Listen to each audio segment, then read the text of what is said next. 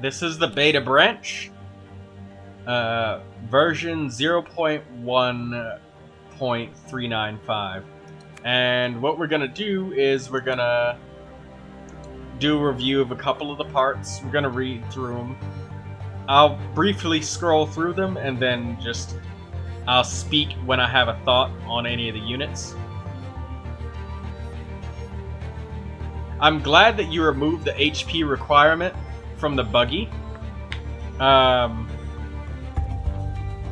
The fact that it had a low HP requirement, and it was also a low HP unit, when you're dealing with even the beginning level enemies, the first level monsters are probably going to be the only ones that deal low enough damage to get you below 4 HP to get that bonus. And any other monster, your buggy will just literally die. That's it. Game over, fucking dead. Just like that, with the snap of a finger. So it literally wouldn't happen. Because the mech was either dead, or running away to be healed up immediately. And your defense mechs, or your support mechs, are usually never more than 2, 3, 4 tiles away. And this is one of the fastest units in the entire game. And I couldn't see any situation where it needs to move 4 tiles. That's insane. That's crazy. In order to get healed. Unless it's all the way across the battlefield by itself, gets slapped 4 times and somehow survives all of that damage, and then it limps back to the medic. That doesn't happen in normal battle strategy. Roller 3.0. Excellent upgrades. It gains damage on top of its range. It needs that. Because if you just gave it more and more range, that'd be a little bit stupid. It wouldn't be able to vary itself. Diagonal movement for the turret? Yes, sir. The turret actually needed the diagonal movement to differentiate itself from the jets. Because if it says it jumps over tiles and units, all this is a jet with a movement restriction and less HP. Also, I would have imagined that a turret would be a little bit more tanky than a jet. But the turret apparently is more agile instead of the jet. So, yeah, I'm a little bit confused here on what we're going for with the turret, Sergio. I would definitely say that it's good to give it some damage, because unlike the jet, it cannot populate mountain tiles or impassable tiles. The jet can occupy those tiles with no problem. As a matter of fact, melee enemies can't even reach them there. But the turret just kind of ends up being a jet without the benefits of being a jet like that. So maybe give it a little bit more HP than the jets. Give it like an extra, 2 HP to make it at 7? So you make the point that it's tankier, but no armor. No armor. And I would be happy with that as a turret. Because it inherently has to go to more risky positions, since it cannot get to locations that are normal. It has the awkward clunkiness of only being able to move a minimum of 2 tiles.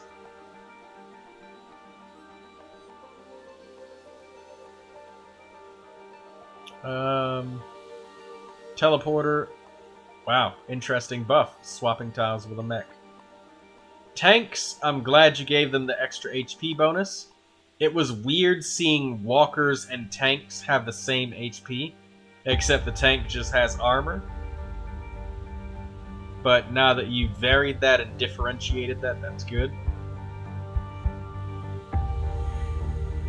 Oh, same for removing the HP requirement for the buggy. Very good, thank you for doing that. This impervious was really good to remove the movement penalty. But here's the thing. You've got a defender right here which does the exact same thing as the impervious, except it does it better. Because this armor can continuously stack to infinity, and very quickly this mech becomes unable to be damaged, especially if it's sporting a shield with itself. However, the Impervious just has a chunk of armor and it's so slow that it can't even reach the front line before the rest of your units. And if you try to speed it up with any of the transports, it ends up not being tanky enough to take damage in the first place. So this Impervious might need a little bit of love. Maybe. I'm not sure. This Defender doesn't resist debuffs, so that's really good. This Impervious becomes much better late game. But the movement, since it can't get in position to tank the units, the aliens end up being able to target your vulnerable units and avoid your Impervious tank. So I don't really know what to do with that. Trooper, this deserved the nerf that it got. It should only be used one. With having competitively the highest HP in the game available, 24, as well as 3 weapon slots, so potentially the highest damage output in the game, this should not be able to populate your entire fucking army. You should not have 6 of these motherfuckers. They're way too goddamn strong. They're insanely strong. So yeah, the Trooper is down to one-man usage. It's hands down one of the most powerful body pieces in the game. Don't ever increase this beyond one use, or it will become an excessive meta pick. But yeah, you did really good with that. Leave it at 1. And the high-ass energy cost too. Leave it there as well. Chain reaction, this is good. Giving it a little bit more survivability allows it to actually make the attacks and survive it one good hit if it fails that attack. So yes, leave that where it is. Good job, Sergio. The Reflector, I'm very worried about that one because its counter damage is 70%. The upgrade made it at 2.0 go to 50%.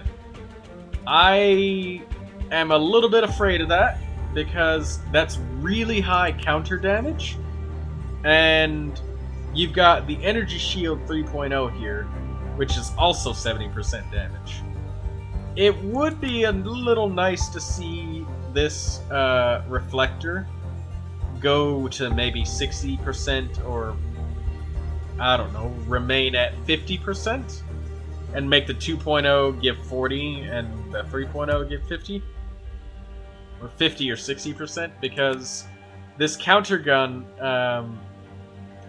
when it comes to breakpoints of an enemy dealing damage to you, I've started to discover that there's a sweet spot once you reach 80% that allows you to kill most enemies on map 1 and 2, and it allows you to kill the enemies on map 3 reliably with one weapon attack. So that 80% breakpoint is very important, and reducing the energy shield by 10% actually has made it unable to kill certain enemies as easily. Namely, enemies that reach 30 life points and use double attacks. Especially those guys. They'll be left with like 14 or 16 HP instead of 10 or 12. So, you know, you could do the math yourself with that on, you know, shooting them with an upgraded sniper rifle or the minigun, or, you know, any of these other weapons like the shotgun here. 12 or 10 life, the shotgun could definitely do it, but 16 life is starting to, you know, get on the threshold of not being able to do it anymore for a lot of these guns. And being able to do that with a Reflector, I feel it might be a little bit on the danger zone of being as strong as this Trooper is, because of being able to reflect so much damage. It's like a third weapon. So, the Reflector is nice, but hitting those breakpoints, I'm afraid of this one being too strong. Especially with 2 uses being a 70% counter. The mechanic. Now, I know you might not agree to this, but I feel that the mechanic needs to have a slightly longer range for its aura. Give it an extra tile of distance and let us see how that feels. And I know that might be a huge aura, but get this, Sergio. It heals at the beginning of the turn, right? It doesn't heal at the end of the turn, the mechanic. So in order to heal with the mechanic, you have to end your turn adjacent to another mech. Well, the problem with having a support mech one tile behind a mech that it's trying to heal is a lot of your aliens have 2 or 3 tiles of range. In which case, if my tank is at the very edge of their range, it's usually the first turn of battle. At which point, you haven't really moved them forward. You've just moved them forward to get into the edge of the range. But if you're in battle, after the first turn, if your mechanic is immediately adjacent to one of your tanks or units that you're trying to heal, it'll end up targeting your mechanic and killing them because the HP on the mechanic is so low. So, because the mechanic has to be so close to be in the danger zone, it ends up subverting the ability of the mechanic to heal during combat and makes its healing rather useless because you have to either stall to do it or you have to get a little bit at the beginning of the match or leave an additional mech out of combat, which makes it very, very unattractive, even compared to something like the heal tile, which was incredibly unwieldy, but at least then the mechanic or the healing or supporting mech was able to stay at a safe enough distance to not be targeted directly and end up sacrificing itself to heal in order to, support its other mechs. So maybe please give this one aura an extra tile of distance in each range. I know that'll make it twice as big of an aura as all of the other ones, but I really feel like the mechanic needs it in order to be a lot more viable as a healing method and choice.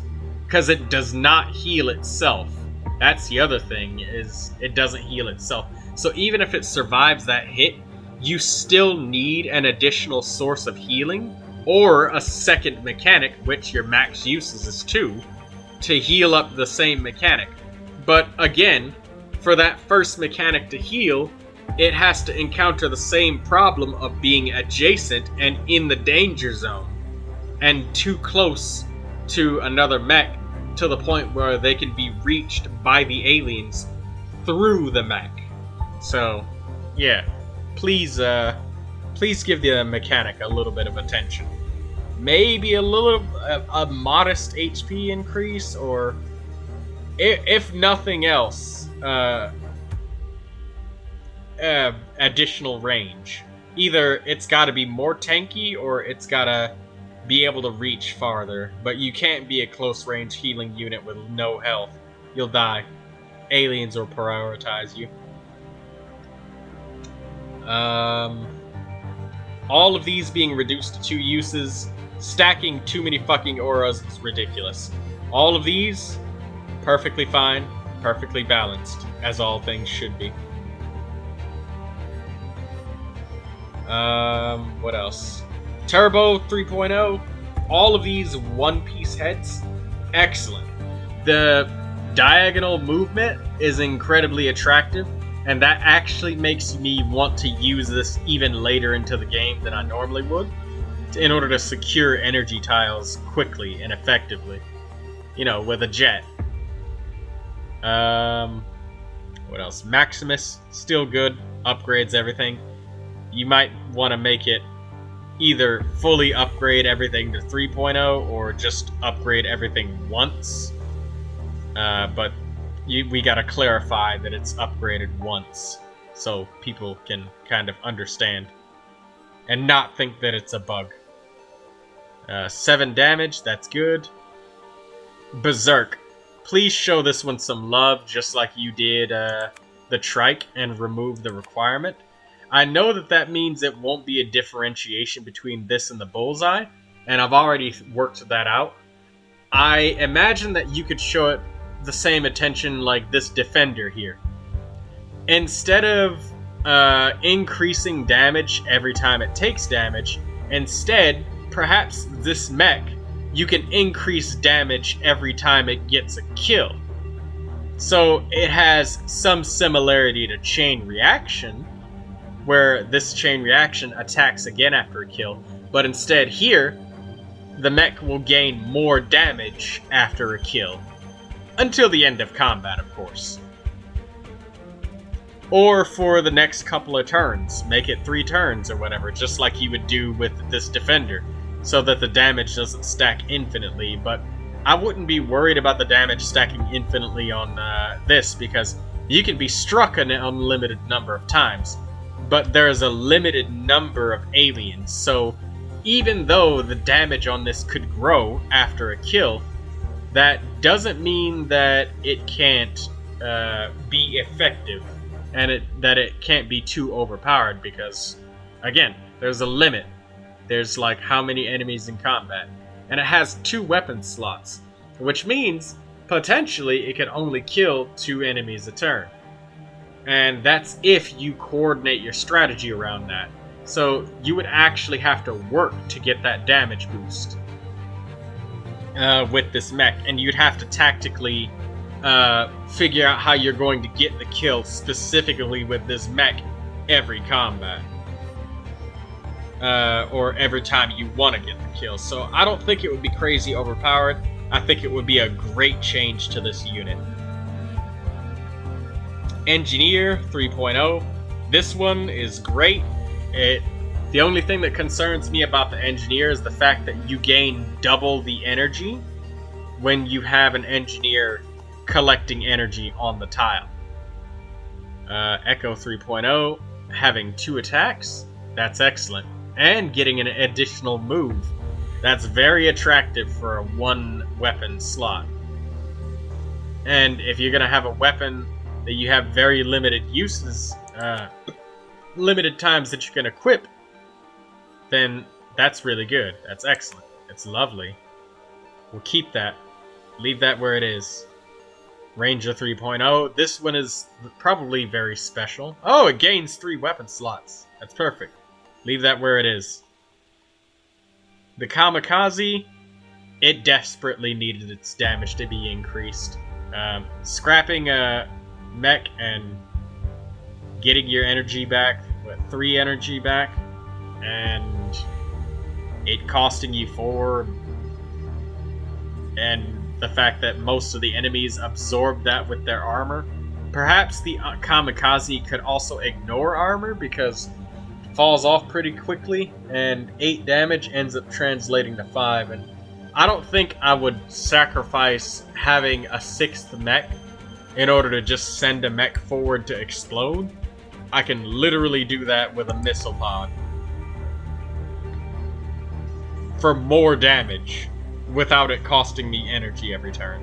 So maybe a significant increase to this damage to make it actually worth it. You know, if you're going to give up a mech, the enemy needs to give up a life, right?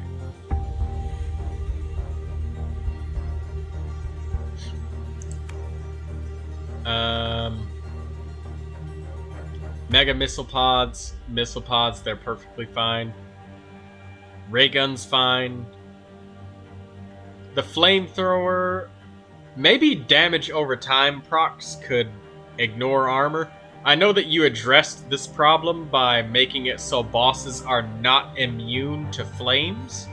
So that's good. That's a great direction for the flamethrower. That'll make it actually stick its damage. 5 to 10. Removing the RNG as an upgrade for the 2.0 was a little bit flat, but now that the 3.0 actually increases damage, the sniper's in a good place. Checking out the rest.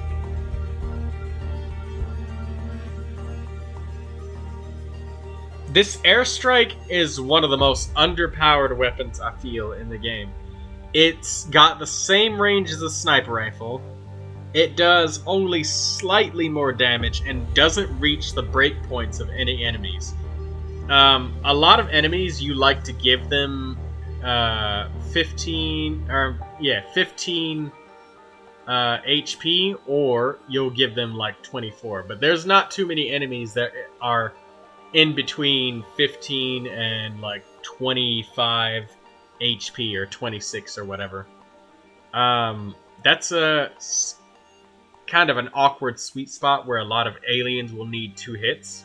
Also, the fact that this Airstrike has only 3 range, which is the same as a sniper rifle, and needs such high amounts of prediction, whereas this does basically the same thing, and with, you know, attempts at boosting damage or a cannon shot, and most monsters needing 2 hits that are around this HP range, it ends up being a sniper rifle that you have to do a prediction on where the enemy is going to move, and doesn't hit until after the enemy's moved.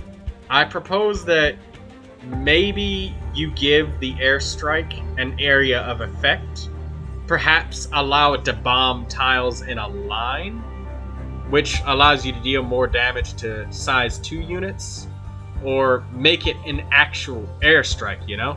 If it's only gonna hit 1 tile, what's the difference between this weapon and the sniper, you know? Except the fact that it's so damn slow, and the enemies, they're allowed to hit you first before it comes down at the beginning of your turn. So yeah, Airstrike, it definitely needs some love. It needs love, Sergio. It needs love.